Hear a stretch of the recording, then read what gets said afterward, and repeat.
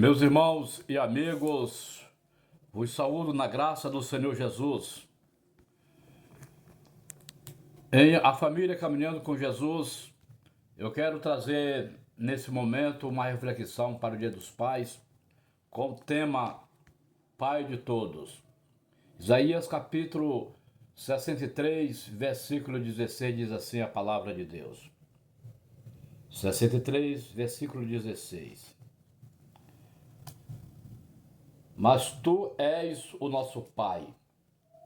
Ainda que Abraão nos não conhece, Israel não nos conhece, ó Senhor, és o nosso Pai e o nosso Redentor.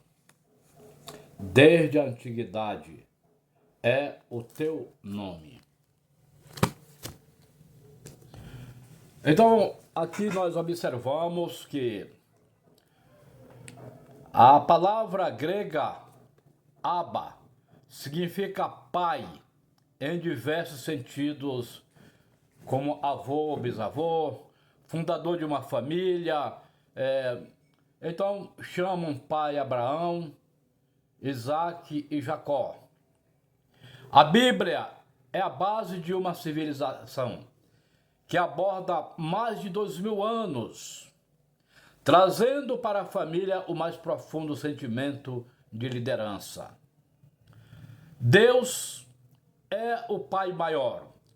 Isaías 63,16. Tu és o nosso Pai.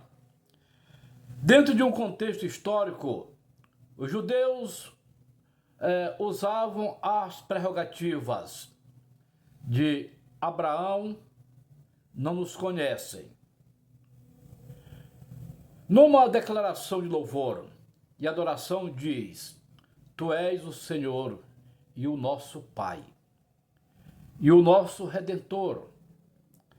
Como Deus falou a Abraão, Gênesis capítulo 12, do 1 a 3, de forma: Abraão abençoaria todas as famílias da terra, porque dá um filho para Sara em sua velhice. Porque uma mulher, Gênesis 16, 14, incentivaria o marido a ter caso de amor, ou de amor livre, ou de uma relação sexual com a ama, Agar. E aí tem o filho Ismael, aliás. Então eles tomam um novo destino, Gênesis 16, 15. Desde a antiguidade é o teu nome. Então, qual é o nome de Deus? Jeová, Javé, Alá? Não. Deus não revelou o seu nome a ninguém. O nome de Deus é Pai, porque Ele criou todas as coisas, Ele começou tudo. Tudo começou com Ele. Não existe um nome para Ele, Ele não falou isso para ninguém. Aparece a palavra Pai na Bíblia por diversas vezes. Duas heresias para a palavra Pai e Padre. Papa e Padre. Gênesis 2:24. Quantas vezes aparece a palavra Pai na Bíblia? 1186 vezes, segundo a Bíblia Almeida, a primeira versão, e nenhuma se refere ao Papa e nem ao Padre. Papa, em latim, significa pai. Em grego é manake, que significa papas.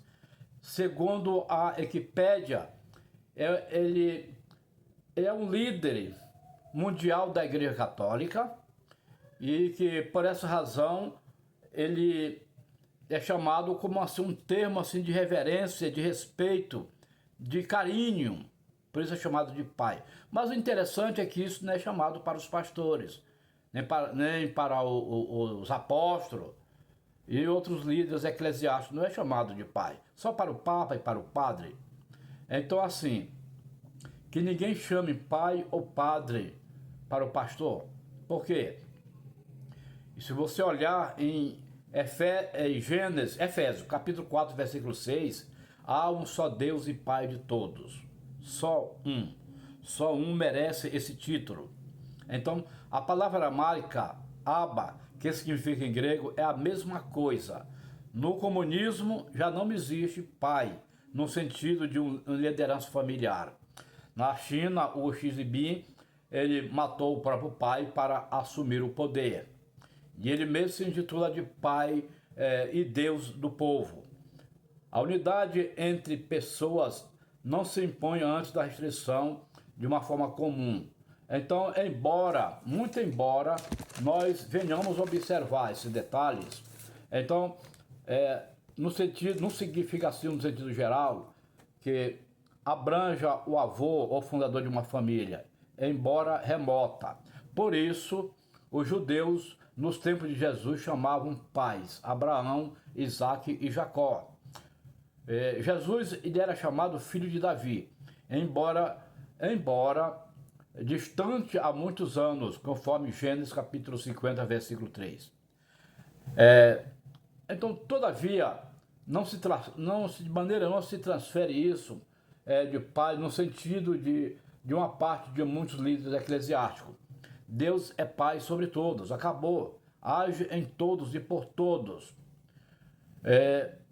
Lá também observamos uma referência soberana com relação à soberania de Deus. Providência, a graça de Deus aponta para um pai. Um filho honrará o pai. Malaquias 1:6. O servo honrará o seu senhor. Se eu sou o pai, onde está a minha honra? Se eu sou o Senhor, onde está o meu temor? Se eu sou o Senhor dos exércitos. Os sacerdotes, ele diz assim, ó sacerdotes, que desprezam o meu nome. Desprezados o meu nome em quê? A resposta seria dos sacerdotes. É preciso um padrão de vida estabelecido por Deus. Zacarias 1:3-4. A disciplina, ela é a chave de ouro. Deus sobre todos expressa a sua soberania. E nós não podemos mudar esse requisito. Deus age por meio de todos. Está em todos. O Senhor, fé e batismo. Na parábola do filho pródigo, Isaías 15, do versículo 11-30, muitos observam que naquela ilustração vê a relação, a consideração que deve existir entre pais e filhos. Embora fique assim muito distante, há mais de 2000 anos antes de Cristo, depois de Cristo, aliás, observa-se o seguinte, na parábola do filho pródigo nós observamos assim, no tempo de Jesus, os jovens mais endinheirados procuravam Roma, Antioquia, a Grécia, em busca de alegria carnal. Isso levou aquele jovem a buscar serviço em chiqueiro de porco. Poderia ser a maior humilhação para um judeu, porque eles consideravam os porcos como animais imundos. E para concluir, meus amigos, o amor é a amizade que incendeia. Um candeeiro que leva a luz para uma civilização. Então, isso quando nós observamos a voz descontrolada pela cólera, no fundo ela é uma agressão. A agressão jamais ela conquista, jamais convence. Há pai que ama, há pai que esquece, há pai que adota, há pai que abandona, há pai que rejeita, há pai que assume, há pai que atua com liderança, observando os ensinamentos de Deus e se espelhando no Pai Celeste, o modelo de todos os tempos para todos os pais do universo. O lar, ele é o reino do Pai, o mundo da mãe e o paraíso da criança. Feliz Dia dos Pais.